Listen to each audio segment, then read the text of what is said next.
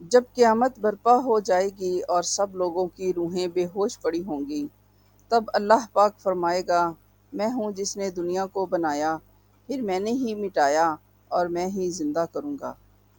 قرآن پاک میں ارشاد ہے، تمہیں اللہ نے زمین سے نکالا، پھر اسی زمین میں لوٹائے گا، پھر تمہیں اسی زمین سے باہر نکالے گا۔ پتہ نہیں کتنا زمانہ گزر جائے گا، اللہ نے بھی نہیں بتایا، اللہ کے نبی نے بھی نہیں بتایا کہ یہ وقفہ کتنا ہوگا۔ چند گھنٹے، چند ہفتے، چند مہینے، چند سال یا چند ہزار سال، وہ جانے، اس کا رسول جانے۔ لیکن جب اللہ زندہ کرنے کا ارادہ کرے گا تو سب سے پہلے فرشتوں کو زندہ کرے گا۔ تو اسرافیل کو سور پکڑائے گا، سور کے اندر سوراخ ہوگا، پھر اللہ اس سوراخ میں ساری روحوں کو ڈال دے گا۔ مومن کی روح نورانی ہوگی اور کافر اور مشرک کی روح کالی ہوگی۔ اس سے پہلے اللہ نئی زمین بچھائے گا، نئے آسمان بچھیں گے۔ اللہ پاک زمین پر 40 دن تک ہلکی بارش برسائے گا۔ اب کی جو بارش ہے وہ سبزہ اگاتی ہے، وہ بارش ہماری ہڈیاں اگائے گی۔ اور دنیا میں کتنے خرب ہا خرب انسانوں کی ہڈیاں ہیں، وہ کتنا قادر شہنشاہ ہے، مجال ہے میرا ایک ناخن بھی کہیں اور چلا جائے، مجھے ہی لگے گا، میری ہی ہڈیاں واپس آئیں گی، میرا ہی دل واپس آئے گا، میری ہی آنکھیں واپس آئیں گی۔ سب انسانوں کے، جنات کے اور تمام جانوروں کے ڈھانچے قبروں کے اندر بن کر تیار ہوں گے۔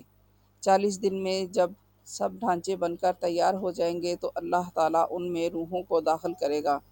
سور کو اٹھا کر اللہ تعالیٰ پھونک مارے گا تو اس میں سے روحیں پروانوں کی طرح نکلیں گی اور ہر انسان کے ناک سے داخل ہوں گی، اور چلتے چلتے جیسے ہی پیروں کے انگوٹھے کو ٹچ کریں گی تو ایک دم قبریں پھٹیں گی اور انسان نکلیں گے۔ نافرمان لوگ جب قبروں سے نکلیں گے تو کہیں گے، ہم تو مر گئے تھے، یہ ہمیں کس نے اٹھا دیا؟ اس کے مقابلے میں ایمان والے مرد و عورت کہیں گے، یہ وہ دن ہے جس کا اللہ نے وعدہ کیا تھا اور نبیوں نے سچی خبر سنائی تھی۔ پھر ننگے بدن، کیا مرد کیا عورت، سب بے لباس، پھر میدان حشر میں اللہ تعالیٰ اکٹھا فرمائے گا اور سب سے پہلے حضرت ابراہیم کو اللہ تعالیٰ کپڑے پہنائے گا، پھر جناب رسول اللہ صلی اللہ علیہ وآلہ وسلم کو اللہ تعالیٰ کپڑے پہنائے گا، پھر سارے نبیوں کو کپڑے پہنائے جائیں گے، پھر اللہ مؤذن کو کپڑے پہنائے گا، پھر اللہ جسے چاہے کپڑے پہنائے گا اور جس کو چاہے مسلسل ننگا کھڑا رکھے گا۔ پھر حساب کتاب کی باری آئے گی تو اللہ تعالیٰ کہے گا، آج مجرم الگ ہو جاؤ۔ اللہ فرمائے گا، آج یزیدی لشکر الگ ہو جائے اور حسینی لشکر میرے عرش کے نیچے آ جائے۔ آج ظالم ایک طرف، مظلوم ایک طرف۔ اللہ چاہتا تو یہاں بھی کربلا روک دیتا، اللہ چاہتا تو یہاں بھی حسین جیسی پاکیزہ ہستیوں کا خون نہ گرتا، گردنیں نہ کٹتی، لیکن یہ کائنات امتحان کی جگہ ہے، یہاں مشقت کی گھاٹیوں سے گزر کر اللہ ملتا ہے۔ سوتے سوتے، کھاتے کھاتے، پیتے پیتے، شرابیں پیتے، زنا کرتے اور مستیاں کرتے کرتے ہم جنت میں پہنچ جائیں، ایسا نہیں ہوگا۔ یہ دارالامتحان ہے، یہاں پاکیزہ ہستیوں کو نسلوں سمیت ذبح ہونا پڑا، نیزوں پر چڑھنا پڑا، یہ امتحان کی جگہ ہے۔ یزید جیسے درندوں کو اللہ نے تخت پر بٹھا دیا، شمر جیسا درندہ حضرت حسین جیسی عالی ہستی کے ہونٹوں سے کھیل رہا ہے، ذبح کر رہا ہے۔ ابن زیاد کے سامنے سر ہے اور وہ منہ پر چھڑی مار رہا ہے اور کہتا ہے، ایسا حسن آج تک نہیں دیکھا، مرنے کے بعد بھی ایسا کھلتا ہوا مسکراتا ہوا چہرہ آج تک نہیں دیکھا۔ حضرت انس نے کھڑے ہو کر کہا، او کم بخت، یہاں چھڑی نہ مار، میں نے دیکھا ہے نبی کے ہونٹوں نے ان ہونٹوں کو چوما ہے۔ مشقت میں جنت کا راستہ ہے۔ ایک آدمی رشوت پر رشوت لے رہا ہے، ایک آدمی حلال میں پس پس کر دن گزارتا ہے، ایک آدمی اندھا دھند چل رہا ہے، ایک آدمی قدم قدم پر اللہ سے ڈر کر چلتا ہے، ایک آدمی رات کو اللہ کے سامنے رو رہا ہے، ایک شراب کی محفل میں ناچ رہا ہے، کیا یہ برابر ہیں؟ ایک عورت مسلح پر بیٹھی ہے، ایک گھنگرو باندھ کے ناچ رہی ہے، کیا یہ برابر ہو گئیں؟ ایک نکاح کرتا ہے اور کسی طرف اس کی آنکھ نہیں اٹھتی، ایک نکاح کر کے بھی زنا کرتا ہے، کیا یہ دونوں برابر ہو جائیں گے؟ یہ دنیا امتحان کی جگہ ہے، اللہ چاہتا تو ایسی کربلائیں قائم نہ ہوتی، لیکن آج آ گیا میرا اللہ، وہ اللہ، وہ اس کے فرشتے، وہ اس کی جہنم، وہ اس کی جنت، وہ پل صراط آ گیا، وہ ترازو آ گیا۔ سب تیار ہو جاؤ، اچھا برا جو لائے ہو ترازو میں تولا جائے گا۔ اور کیا آپ جانتے ہیں کہ ترازو میں سب سے پہلے کیا تولا جائے گا؟ سب سے پہلے شوہر کا بیوی سے اور بیوی کا شوہر سے سلوک تولا جائے گا۔ نماز بعد میں، روزہ بعد میں، حج زکوٰۃ بعد میں، سب کچھ بعد میں۔ اس کے بعد باقی حساب کتاب شروع ہوگا۔ پھر اگر نیکیاں گھٹ گئیں تو رب ذوالجلال کی قسم، چہرہ کالی رات جیسا اور جسم پر آگ کے بنے ہوئے کالے لباس، اور ایک فرشتہ کہے گا کہ فلاں فلاں کا بیٹا ناکام ہو گیا، فلاں فلاں کی بیٹی ناکام ہو گئی، نیکیاں گھٹ گئیں۔ اور پھر فرشتے جھپٹ کر اس آدمی کو جبڑے سے پکڑ کر کھینچیں گے تو جبڑا نکل کر دور تک چلا جائے گا، اور وہ کلا بازیاں کھاتا ہوا گر کر کہے گا، رحم کرو، رحم کرو، رحم کرو۔ فرشتے کہیں گے، رحمان نے رحم نہیں کیا تو ہم کیسے کریں؟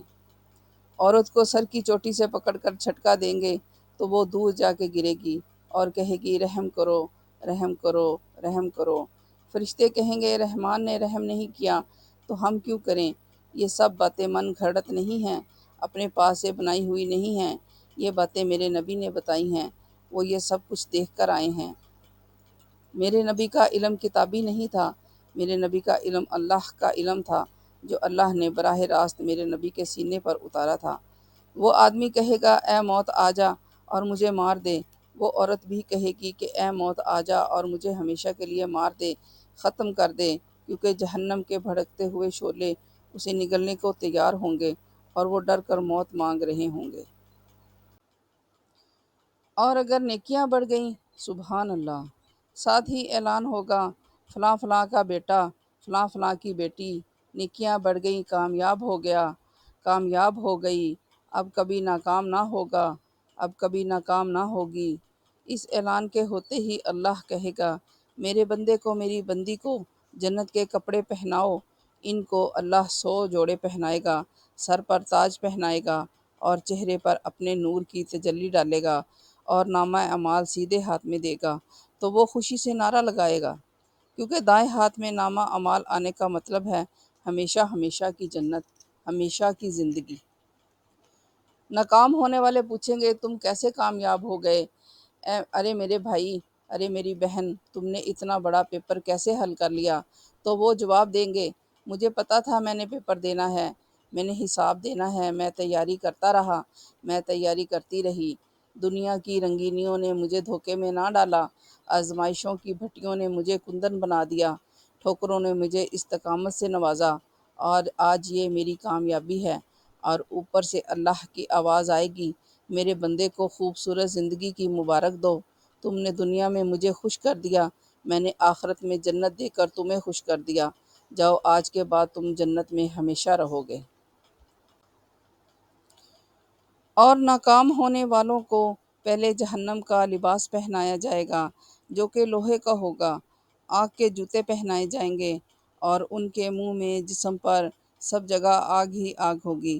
اور میرے نبی نے صرف خبر نہیں سنائی، آنکھوں دیکھا سنایا ہے۔ وہ واحد ہستی ہیں جنہیں اللہ نے عرش پر بلایا اور جنت اور جہنم کو دکھایا۔ اگر بلندیوں کا سفر کرنا ہے تو میرے نبی کے ہاتھ میں ہاتھ دے دو، نکل آؤ ان اندھیروں سے، چھوڑ دو ان غلط راہوں کو اور نکل جاؤ اس بے حیا زندگی سے۔ اللہ کی رسی کو پکڑو تاکہ اپنی ابدی زندگی جنت میں گزار سکو، انشاءاللہ۔